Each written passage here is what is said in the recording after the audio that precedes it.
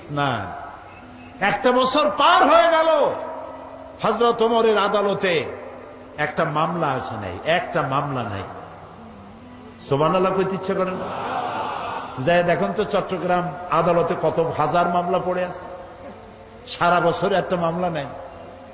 হযরত ওমর গিয়া বললেন, মা হাজাতা বি ইনদা কওমে মুমিনিনা ইয়া খলিফাত রাসূলিল্লাহি সাল্লাল্লাহু আলাইহি ওয়াসাল্লাম। হে আল্লাহ রাসূলের খলিফা, এই জাতির জন্য বিচারপতির দরকার কি?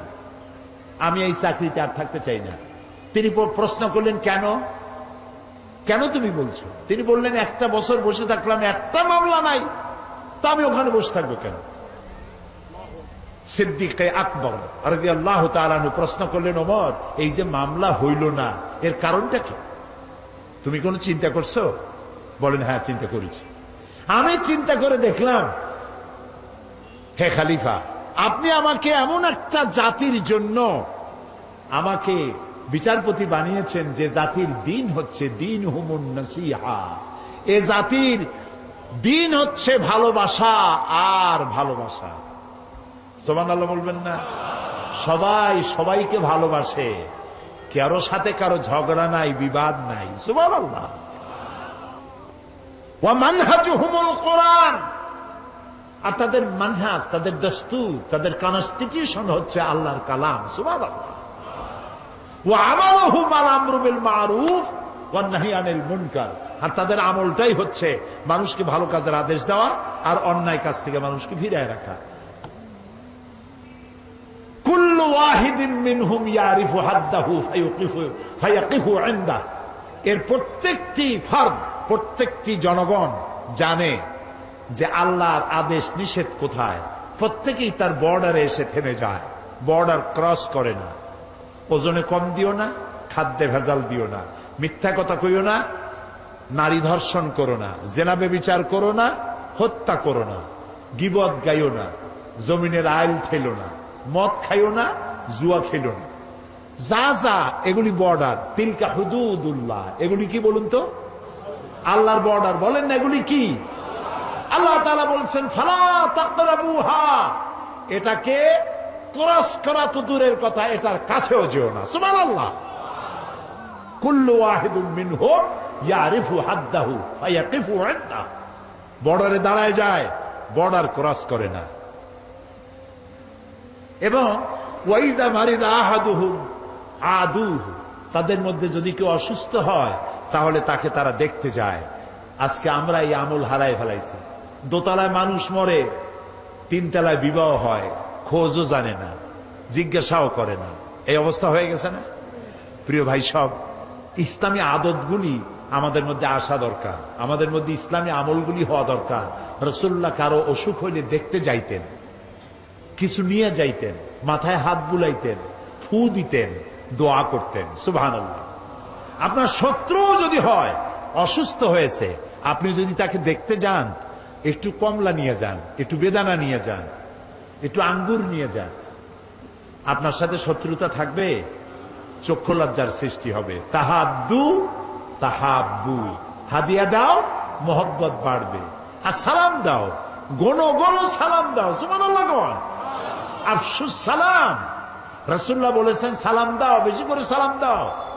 সুতরাং নবী করিম সাল্লাল্লাহু আলাইহি ওয়াসাল্লাম যে জীবন ব্যবস্থা এনেছিলেন, সেই ব্যবস্থা ছিল এরকম, যেখানে ঝগড়াঝাটি ছিল না, মারামারি ছিল না। এই হলো ইসলাম। সেই ইসলাম এই পৃথিবীতে যাতে আর উঁচু না হতে পারে, এই পৃথিবীটাকে ধ্বংস করার জন্য যত মতবাদ তৈরি হয়েছিল সব শেষ, পুঁজিবাদ শেষ, কমিউনিজম শেষ। মানুষের গন্তব্য ছিল ইসলামের দিকে। কোন দিকে গন্তব্য? ইসলামের দিকে। সেই ইসলাম যেন আগাতে না পারে, সেই জন্য মুসলমানদের নাম দিতে হবে সন্ত্রাসী। কি নাম দিতে হবে?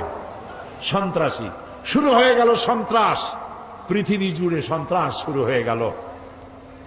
বর্তমান পৃথিবীতে সন্ত্রাস নাই এমন কোন দেশ আছে বলে আমার জানা নাই। সারা দুনিয়া জুড়ে সন্ত্রাস। এই মাহফিল হওয়ার কথা ছিল কবে বলেন? ডিসেম্বর মাসে বোমা খইয়ের মতো ফুটতে লাগলো। চতুর্দিকে। কেন ফুটাইল? তারা বলতে চায় তারা আল্লাহর আইন প্রতিষ্ঠা করবে। কার আইন? আল্লাহর আইন প্রতিষ্ঠা করবে। এখন আল্লাহর আইন প্রতিষ্ঠার জন্য বোমা মারবে। শুরু হয়ে গেল বোমা। একসাথে বাংলাদেশের কতগুলি 63টা জেলায় বোমা শুরু হলো। আমরা এগুলার নামও শুনি নাই জীবনে। নাম হলো জামাতুল মুজাহিদিন, হরকতুল জেহাদ, তারপরে আর একটা কি, না না না, জেএমবি, হরকতুল জেহাদ, হিজবুত তাহরীর। তারপরে আবার নাম হলো, এটা আবার নতুন নাম, জানি না এটা আবার কোথা থেকে আবিষ্কার হইল আল্লাহ জানে। সে নতুন নাম আর একটা হয়েছে, সেটা হলো আল জঙ্গিতুল জংলা। একটা আল শব্দ বসায় দিলেই মনে হবে যেন ওটা ইসলাম। এখন তারা ইসলাম প্রতিষ্ঠা করবে বোমা মারিয়া। এটা কি জন্যে? আল্লাহর আইন। আমাদের স্লোগান ছিল আল্লাহর আইন চাই, আর কি চাই বলেন না সবাই? আল্লাহর আইন চাই। আর আল্লাহর আইনকে বদনাম করার জন্য শোনেন, মাথা কাটায় শোনেন কথা, আল্লাহর আইনের কথা যাতে আর পৃথিবীতে উচ্চারিত হতে না পারে, জিহাদের নাম যাতে মুসলমানেরা না নিতে পারে, সেই জন্য শুরু হলো ষড়যন্ত্র। পৃথিবীর মুসলমানেরা জিহাদের নাম মোছা যাবে না, জিহাদ চলবে কিয়ামত পর্যন্ত। তবে জিহাদটা কি, জিহাদটা কি সেটা বুঝতে হবে। জিহাদ আর কিতাল এক জিনিস নয়, জিহাদ আর যুদ্ধ এক জিনিস নয়, হলি ওয়ার এবং যুদ্ধ এক জিনিস নয়। জিহাদ এক পবিত্র জিনিস। সেটি কি? সেটি হচ্ছে জিহাদের আবিধানিক এবং পারিভাষিক অর্থ হচ্ছে যে কোনো উদ্দেশ্যকে সফলতার শীর্ষে পৌঁছে দেওয়ার জন্য যে প্রাণান্তকার প্রচেষ্টা করা হয়, ওই প্রচেষ্টার আরবি নাম হলো জিহাদ। এটা যুদ্ধ নয়। এখন আমার মূল লক্ষ্য ইসলাম প্রতিষ্ঠা। আমার মূল লক্ষ্য কি? এই ইসলাম প্রতিষ্ঠার জন্য আমি যদি বই লিখি তাহলে এটা আমার লেখার জিহাদ। আমি এটা প্রতিষ্ঠার জন্য যদি আমি বক্তৃতা করি, এটা আমার বক্তৃতার জিহাদ। এটা প্রতিষ্ঠার জন্য যদি আমি মাল খরচ করি, তাও এটা আমার মালি জিহাদ। আর যদি এই আন্দোলনকে ব্যাহত করার জন্য অন্য কোন রাষ্ট্র যদি ঝাঁপাইয়া পড়ে, তাহলে কেবলমাত্র রাষ্ট্রের পক্ষ থেকেই সেইটার মোকাবেলা করার জন্য সশস্ত্র জিহাদের হুকুম আসতে পারে। কোন রাজনৈতিক দল, কোন ব্যক্তি জিহাদের অর্ডার দেওয়ার কোন ক্ষমতা নাই, এখতিয়ার নাই। এই অনুমতি ইসলাম দেয় না। কারো বাবার হিম্মত নাই অন্ধকারের ভিতরে দল বানাইয়া বোমা মেরে ইসলাম কায়েম করবে। এটা ইসলাম নয়, এটা শয়তানি। ইসলামকে বদনাম করার জন্য তারা এই পন্থা অবলম্বন করেছে। প্রিয় ভাই, সব কথাগুলি আপনাদেরকে শুনতে হবে। মানব সমাজে নবীদের দাওয়াত কবুল করেছেন, তাদেরকে একেবারেই আইনগুলি একসাথে আল্লাহ দেন নাই। আল্লাহর কায়দাটা দেখেন। আল্লাহ তো ইচ্ছা, সবচাইতে ক্ষমতা কার বেশি? যারা জবাব দেন নাই তারা কিন্তু বিপদে আছেন। কারণ হলো কোন কোন প্রশ্ন আছে জবাব দিতে হয় পুরুষের মতো ঠাস ঠাস করে জবাব দিতে হয়। ইমানের প্রশ্ন সব থেকে বেশি ক্ষমতা কার? ইনফিনিট পাওয়ার, সীমাহীন শক্তির মালিক কে? কারো মোহতাজ তিনি নন, কাউকে পরোয়া করেন না, কারো কাছে কৈফিয়ত দেন না, সকলকে কৈফিয়ত দিতে হবে তার কাছে। সেই আল্লাহ তাআলা যদি ইচ্ছে করতেন, আল্লাহ বলছেন ওয়ালাউ শাআ লাহাদাকুম আজমাইন, সূরা আন-নাহল। আল্লাহ তাআলা বলছেন আমি ইচ্ছে করলে সবাইকে হেদায়েত করে দিতে পারতাম। তা আল্লাহ তো আগেই বলেছেন আমি এটা করব না, যেহেতু আমি তোমার জ্ঞান দিচ্ছি, এটা আমি করব না। আইন আস্তে আস্তে দেব। নবী করিম সাল্লাল্লাহু আলাইহি ওয়াসাল্লাম নবুয়ত পেলেন, নামাজ কি ওই সাথে হয়েছে? ওই সাথে হয়েছে। অনেক বছর পর নামাজ আসছে, তার অনেক বছর পর রোজা, তার অনেক বছর পর হজ, তার অনেক পরে যাকাত। ইমপ্লিমেন্টেশন, ইসলামের আইনের প্রয়োগ ধীরে ধীরে গ্রাজুয়ালি, একসাথে নয়। আল্লাহ প্রথমে মানুষের জেহেন, মেন্টালিটি তৈরি করেছেন, মোটিভেটেড করেছেন, মোটিভেশন করেছেন, তারপরে আইন দিয়েছেন একটু একটু করে। একটা দৃষ্টান্ত দেব, একটা দৃষ্টান্ত দেই। সব তো মুসলমান, সব ব্যাপারে আইন আসছে, কিন্তু মত সম্পর্কিত আইন তখনও আসে নাই। ইসলাম কবুলকারী মুসলমানেরা কেউ কেউ তখনও শরাবের ব্যাপারে কোন আইন আসে নাই বলে শরাব পান করতেন। প্রশ্ন উঠল, হে রাসূল, এই যে মদ টদ খাইয়া মাতলামি করে টরে, এসব ব্যাপারে তো কোনো আইন টাইন আসলো না, এটা বিষয়টা কি? তো রাসূলুল্লাহ কথা বলতেন না যতক্ষণ জিবরাইল না বলেন, জিবরাইল যতক্ষণ বলতেন না যতক্ষণ আল্লাহ রাব্বুল আলামিন প্রশ্নের জবাব দিলেন, وَيَسْأَلُونَكَ عَنِ الْخَمْرِ وَالْمَيْسِرِ قُلْ فِيهِمَا إِثْمٌ كَبِيرٌ وَمَنَافِعُ لِلنَّاسِ। হে নবী, আপনাকে প্রশ্ন করা হয় মদ এবং জুয়া সম্পর্কে, আপনি বলুন এ দুটোই ভালো জিনিস নয়, কল্যাণমূলক নয়, তবে এর মধ্যে মানুষের কিছু কল্যাণ আছে। মদের মধ্যে, জুয়ার মধ্যে মানুষের কিছু কল্যাণ আছে। 10 টাকা দিয়ে লটারিতে টিকিট কিনছে, যদি লাগিয়ে যায়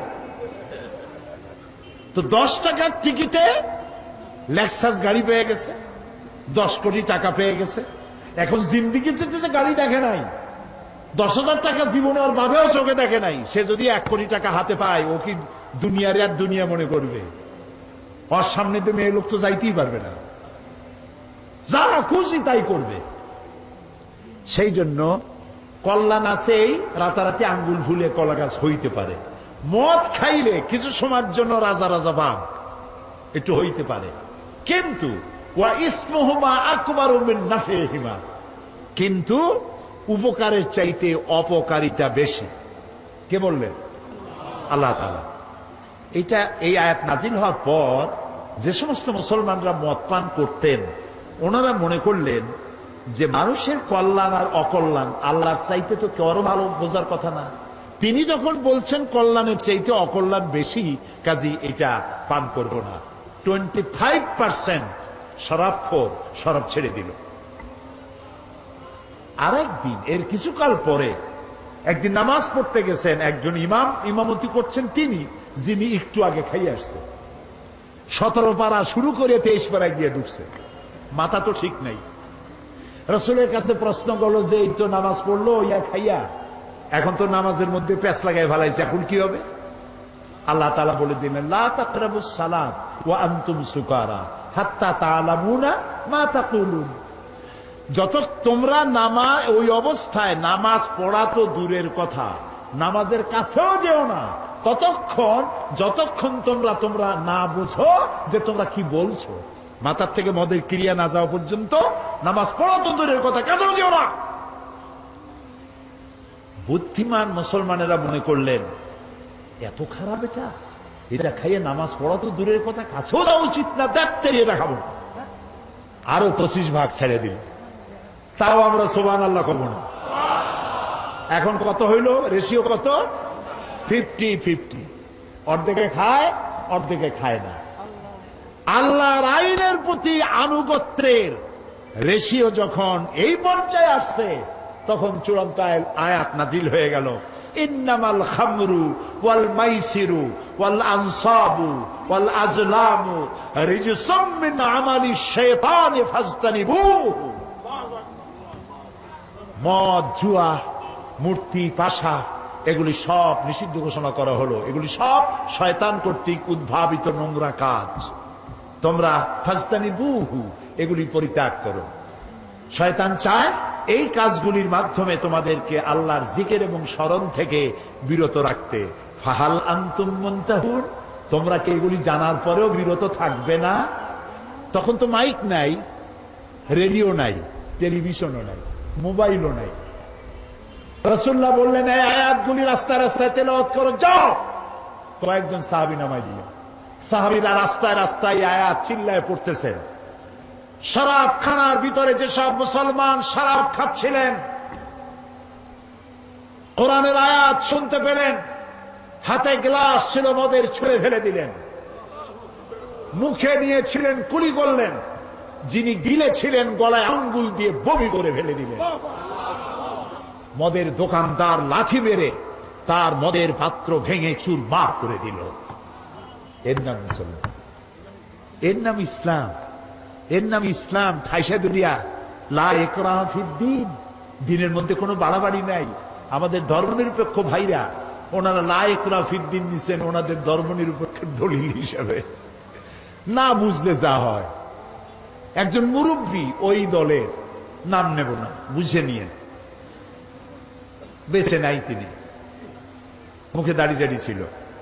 আমি একদম বললাম, বড় ভাই, এই ধর্মনিরপেক্ষ না থাকলে কি হয়? এইটারে বাদ দিলে আমরা তো কাছাকাছি হইতে পারি। আপনি আমার পাকা ধানে মই দেন নাই, আমিও আপনার হালের গরু পিটায় মারি নেই। আপনাদের সাথে আমাদের কোনো শত্রুতা নাই। এটা করেন কেন? এটা বাদ দিতে পারেন না? কয় কোন কি? আল্লাহ নিজেই তো ধর্মনিরপেক্ষ। আমরা আস্তাগফিরুল্লাহ, কয় কি? আল্লাহ চাইতে ধর্মের পক্ষে কেউ আছে?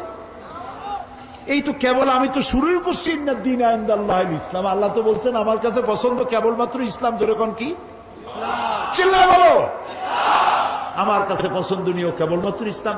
তা আল্লাহ তো সব থেকে ধর্মের পক্ষে, আর আপনি কোন কি? কয় যে ওই যে আছে লাকুম দীনুকুম ওলিয়া দিন, ওটাও তো ধর্মের পক্ষে।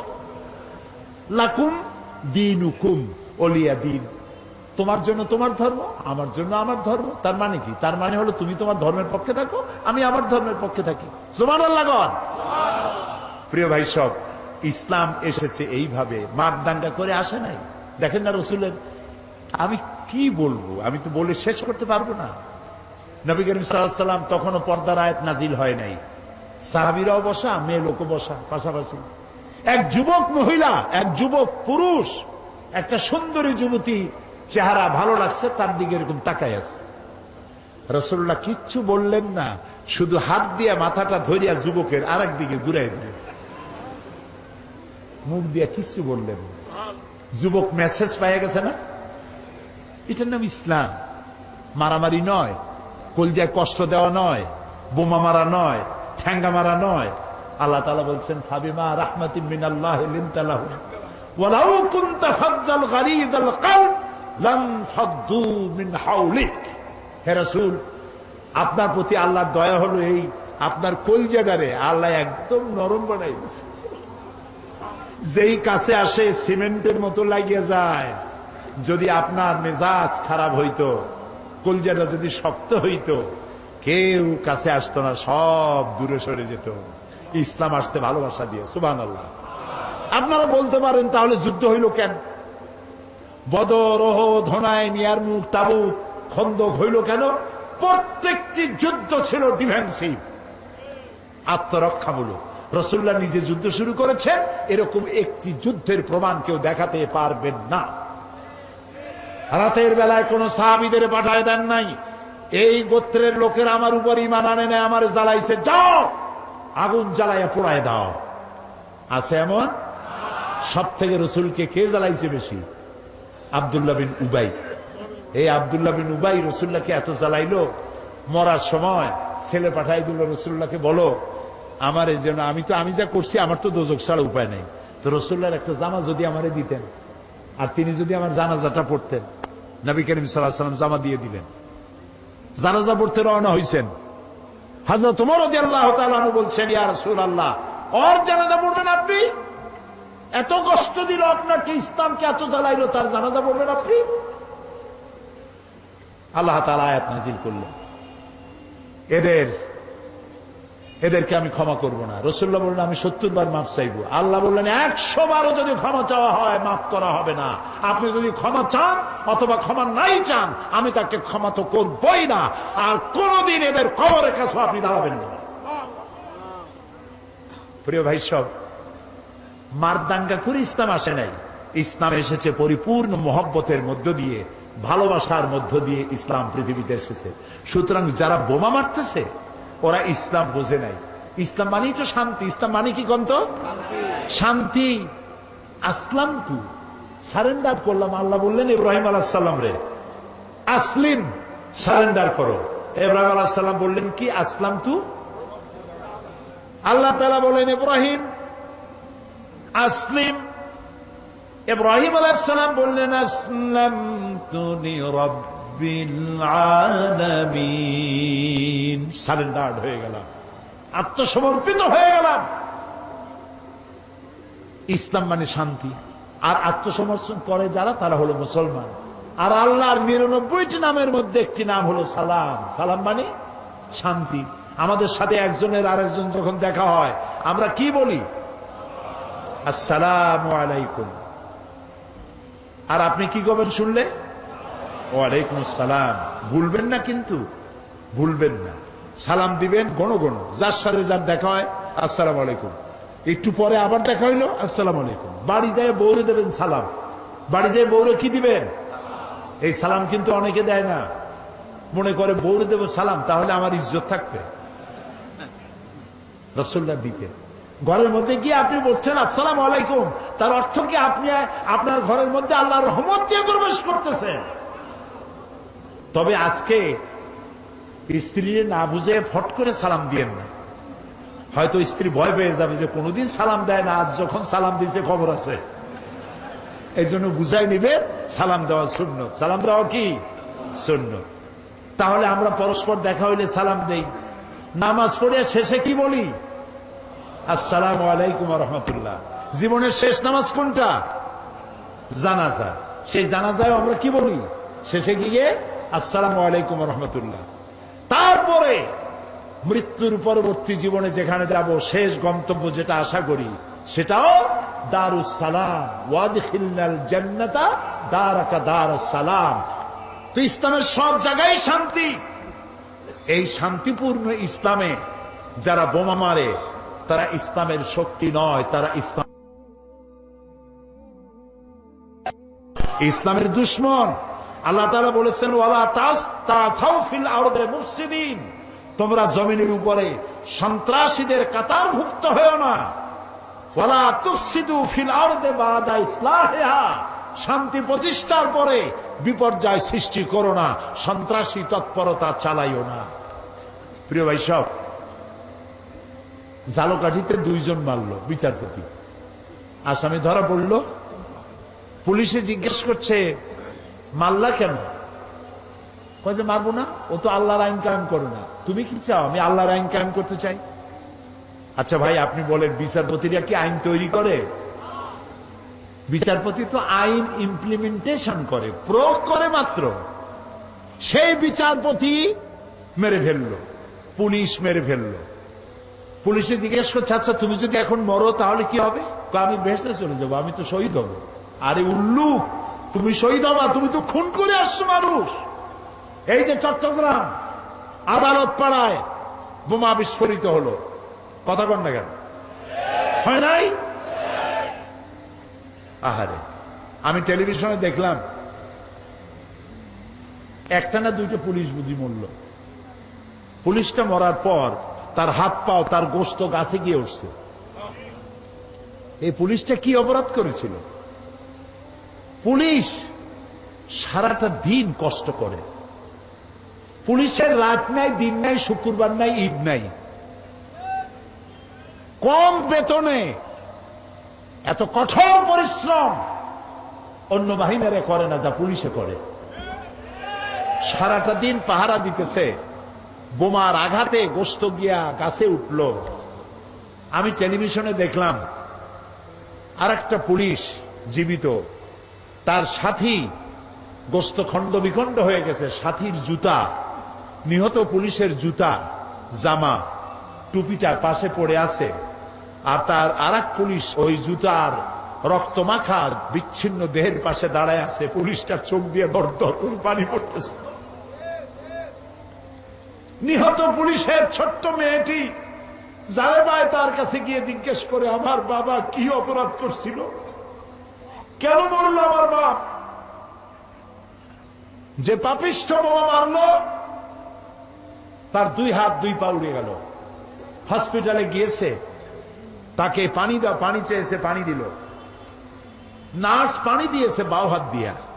সে জিজ্ঞেস করলো, তুমি মুসলমান না? নার্স বললো, আমি মুসলমান। তো বাও হাত দিয়া পানি দিলা কেন? আমি বাও হাতে পানি খাবো না। দেখছেন অবস্থা? খুন করে আসছে মানুষ, ও এখন বাও হাত আর ডাইন হাত তালাশ করে। আমি সেদিন বরিশালে বলছিলাম, কদিন আগে বরিশালে মাহফিল ছিল, বললাম যে একজনের শরাব খাওয়ার অভ্যাস ছিল। শরাব বোঝেন তো? মদ খাওয়ার অভ্যাস। কিন্তু তার মোষ ছিল খুব বড়। কিছু লোক আছেন এরকম মোষ রাখে,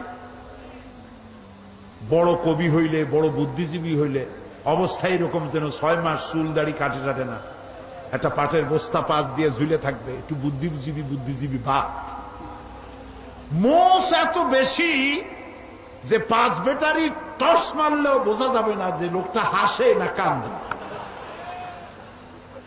এই রকমের মোষওয়ালা এক লোক ডান হাত দিয়া মোষ উঁচা করিয়া নাকের উপর দিয়া ধরিয়া বাঁ হাত দিয়া গিলতেছে। আরেকজন বন্ধু এসে বলছে, ভাই তুমি মদ এত কষ্ট করে খাও কেন, এত উঁচু করে ধরে টরে? কয় যে ভাই, ওলামায়ে হাজারাত, তাদের কাছে শুনেছি এই পানি টানি জাতীয় কোন জিনিস খাইতে গেলে যদি মোজ ভেজে তাহলে নাকি মাকরু হয়। খাইতেছে মদ, তালাশ করতেছে মাকরু। আরে বেটা, তুই মানুষ খুন করে আসিস, বেহেশত তো ভালো, তোর জায়গা হবে তো জাহান্নামে, তোর তো জানাজাও হবে না, কোন আলেম তোর জানাজা দিবে না, তুই জাহান্নামে যাবি, কোন সন্দেহ নাই, জাহান্নাম। মান কাতালা মুমিনান মুতাআম্মিদান ফাজাযাউহু জাহান্নাম। আমার আল্লাহ তাআলা বলেছেন, জেনে শুনে কোন মানুষকে, মুমিনকে হত্যা করলে যাবি জাহান্নামে, কিয়ামত পর্যন্ত আল্লাহর লানত হবে, আর চিরকাল জাহান্নামে যাবি, কোনদিন আল্লাহর জান্নাতে যাইতে পারবি না। তবে কাফন আর গোসল করতে হবে, দিতে হবে। জানাজা পড়বে সলিমুদ্দি কসিমুদ্দিরা, কোন আলেম জানাজা পড়াবে না, কোন জামাত হবে না। 3-4 জন মানুষে কোন রকম জানাজা পড়ে মাটির মধ্যে থুই আসবে, শয়তান। লা তাকতুলু আনফুসাকুম, আল্লাহ তাআলা বলেছেন আত্মহত্যা করো না, আত্মহত্যা করা হারাম। কে বলেছে তোমাকে সুইসাইড করতে? আল্লাহর আইন প্রতিষ্ঠা করার জন্য। নাউযু বিল্লাহি মিন যালিক, আমরা বলি নাউযু বিল্লাহি মিন যালিক, আল্লাহ নিষেধ করেছেন। সুতরাং এইভাবে যারা আজকে, আমাদের দেশে তো ব্রিটিশ আমলেও ইসলাম ছিল না, তাই না হুজুর? ব্রিটিশ আমলে দেশে আল্লাহর আইন ছিল? কথা কন না কেন? আচ্ছা, পাকিস্তান আমলে তখনও কি ইসলাম ছিল? ওরা তো বলছিল ইসলামের আইন কানুন পাশ করবো, সেই জন্য পাকিস্তান বানাইলাম। ওরা কি ইসলামী আইন দিছিল? পাকিস্তান চলে গেল, তারপরেও কি ইসলামী আইন আমাদের দেশে আছে? নাই। তো ব্রিটিশ আমলে ছিল না, পাকিস্তান আমলে ছিল না, এখনো নাই। এই সরকারের 4 বছর যাইতে না যাইতে আল্লাহর আইন প্রতিষ্ঠার এই জজবা উঠলো কেন? তোমরা কারা? তোমাদের তো আমরা চিনি না। এই যে জেএমবি, মূল 2 শয়তান এখনো ধরা পড়ে নাই। আল্লাহর কাছে কোরআন সামনে রেখে দোয়া করি, আল্লাহ এই মূল 2 শয়তান এবং এদেরকে যারা বুদ্ধি দিয়েছে, এদেরকে যারা টাকা দিয়েছে, এদেরকে যারা পরামর্শ দিয়েছে, গোটা জাতির সামনে এদেরকে উলঙ্গ করে দাও।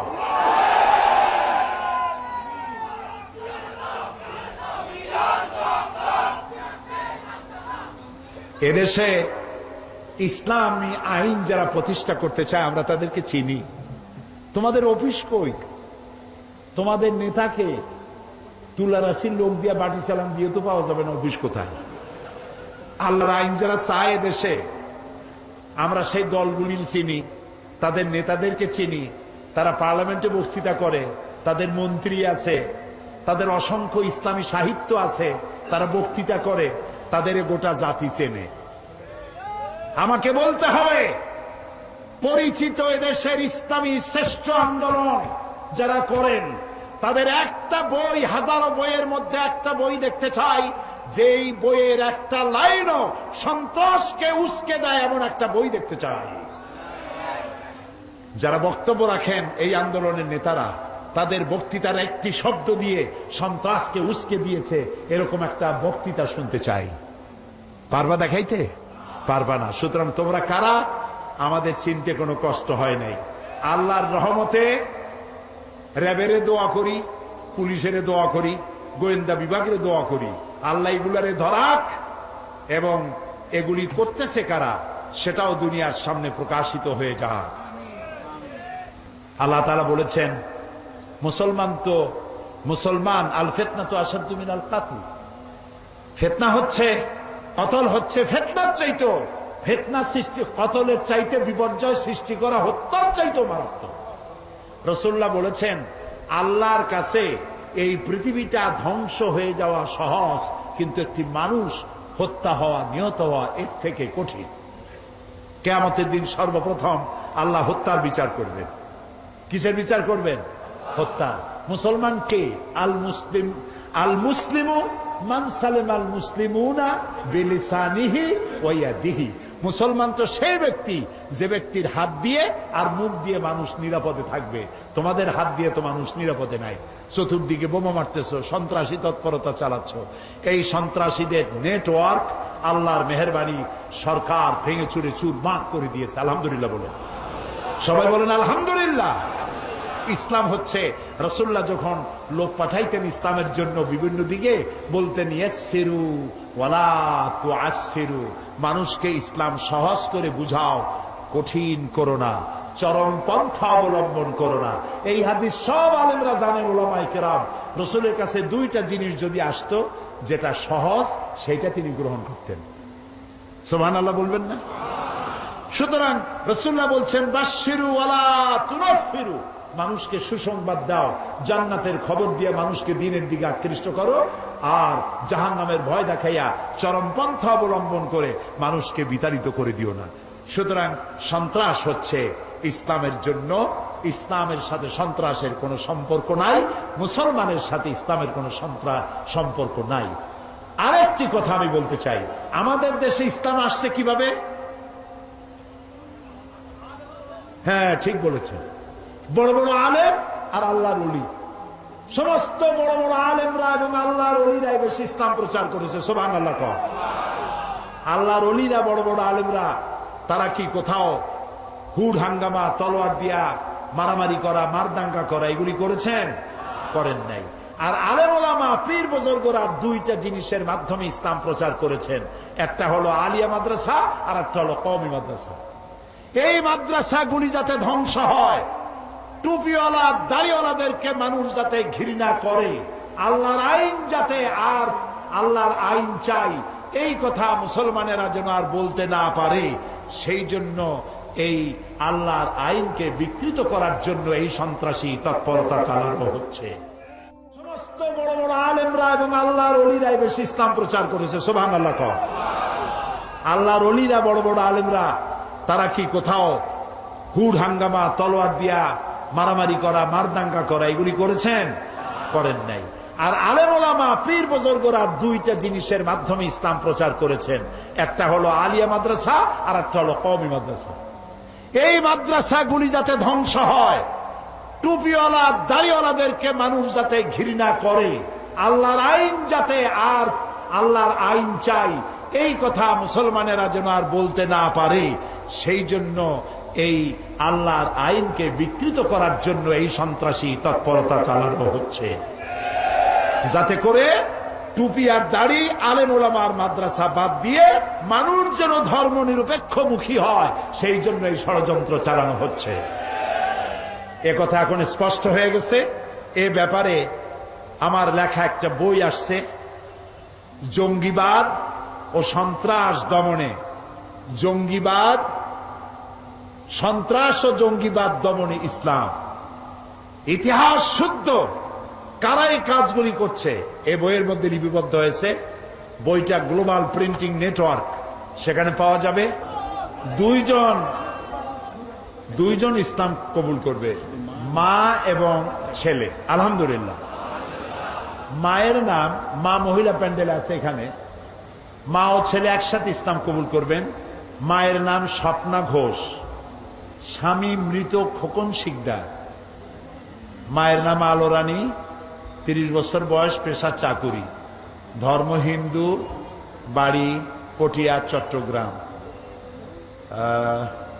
বর্তমান নাম পছন্দ করেছে বিবি আয়েশা।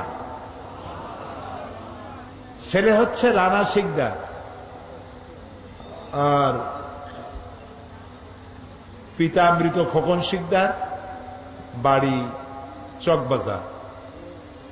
তারা দুইজন মা এবং সন্তান